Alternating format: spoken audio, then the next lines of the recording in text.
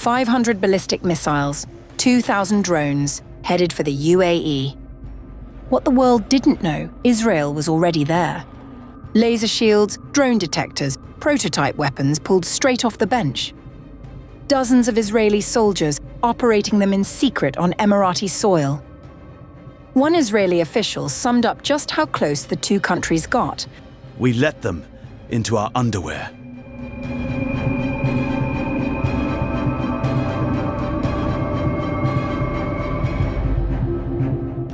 When Iran unleashed more than 500 ballistic missiles and 2,000 drones on the United Arab Emirates, Abu Dhabi did not face that storm alone. Israel was there, quietly watching over its skies, and with some of its most advanced weaponry.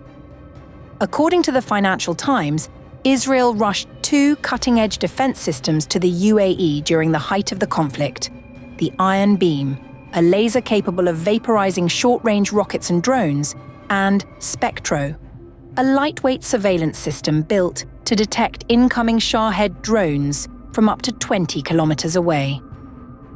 Iron Dome batteries followed, along with several dozen Israeli military personnel to operate them. The two countries formalized relations only in 2020 under the Abraham Accords, a US-brokered normalization deal between Israel and 4 Arab states. This was the first real test of what that alliance meant under fire. The deployments had not been previously reported, and the urgency behind them tells its own story. Some systems sent to the UAE were not yet fully integrated into Israel's own radar networks. Prototypes pulled off the bench mid-war and handed to a partner state, taking incoming fire by the hundreds. Reportedly, Israel also shared real-time intelligence on missile launch preparations in western Iran, targeting the UAE, the country Tehran singled out, partly because of its close ties with both Washington and Jerusalem.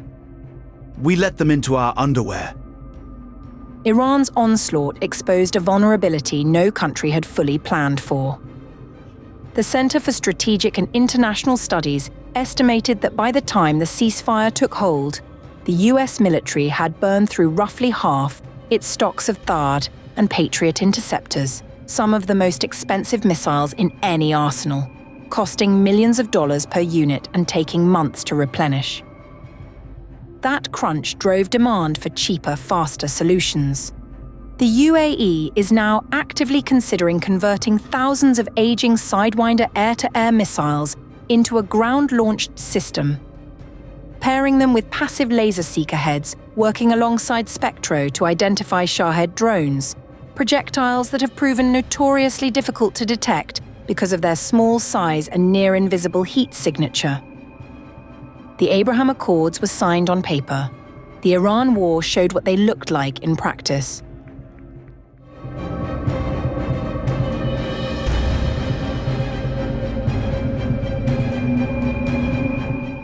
When Iran began bombarding the United Arab Emirates with missiles and drones in the early days of the war, Abu Dhabi made a call that would have been unthinkable not long ago: to Jerusalem.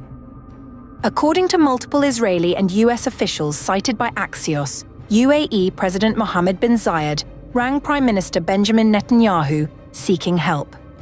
Netanyahu's response was to order the IDF to deploy an Iron Dome battery, along with several dozen soldiers to operate it, to the Emirates.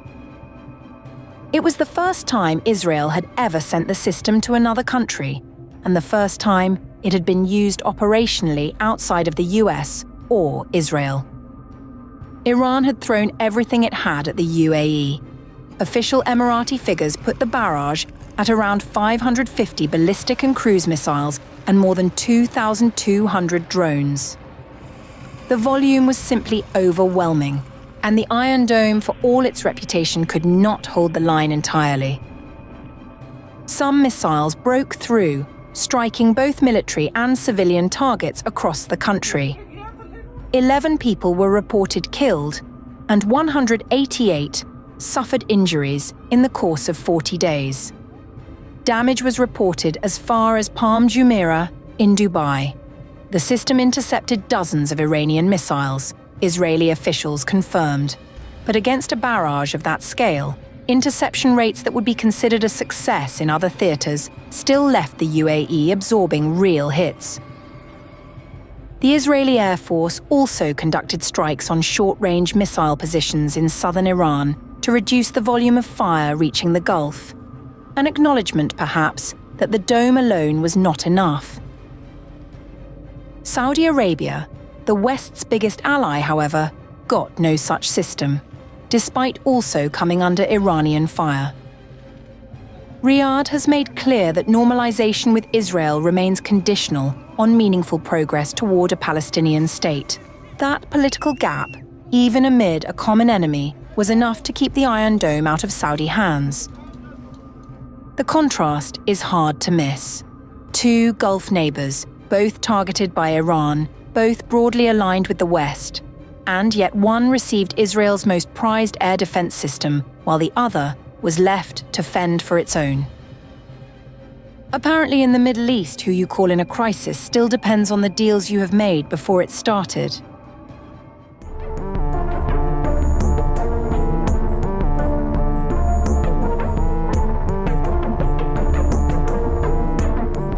A major shift is unfolding in global defense ties, as Israel moves to cut off military procurement from France, once one of its closest partners amid growing tensions over the war with Iran.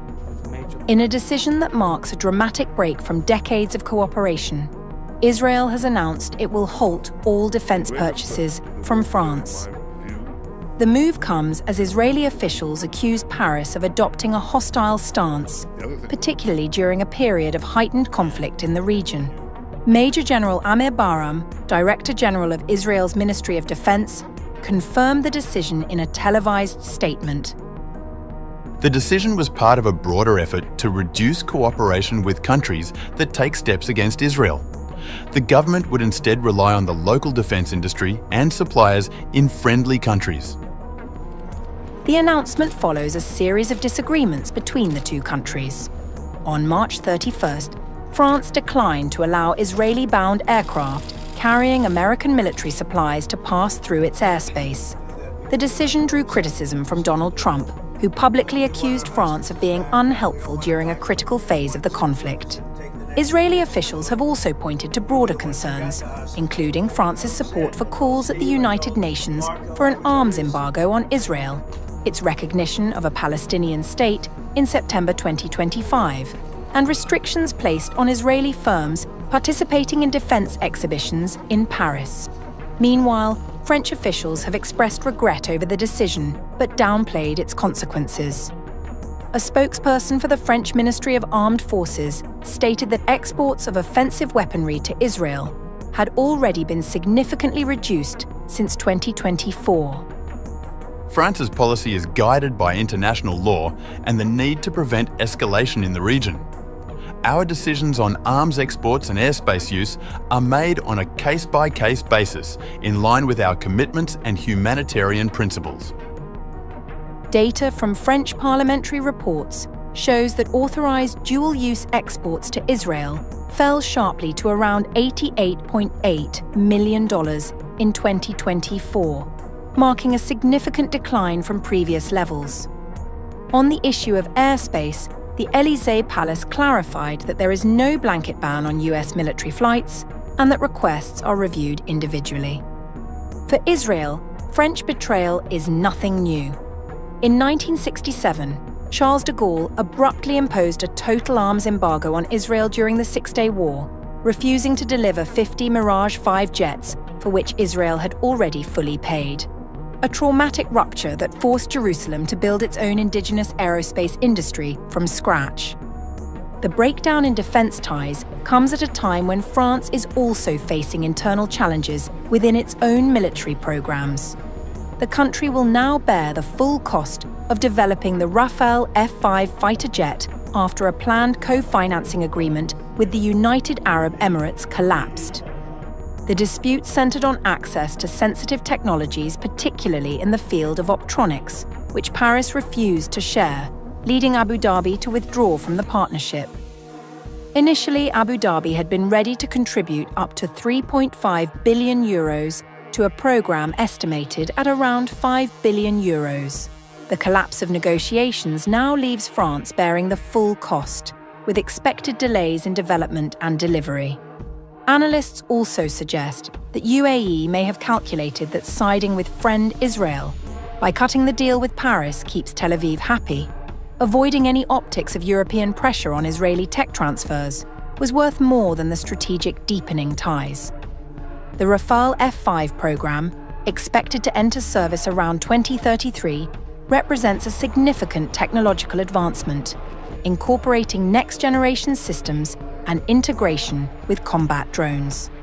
However, without external funding, France now faces increased financial pressure and potential delays in development,